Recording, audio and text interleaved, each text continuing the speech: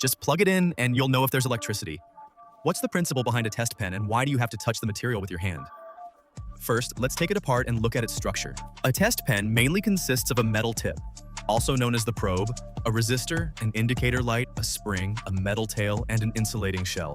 Some test pens have the metal probe wrapped in an insulating layer for safety.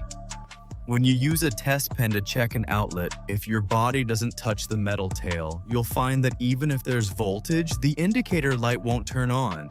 This is because the test pen needs to form a circuit with the ground through human contact.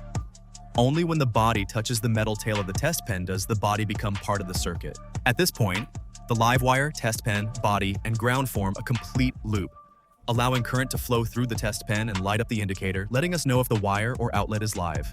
But why don't we feel an electric shock?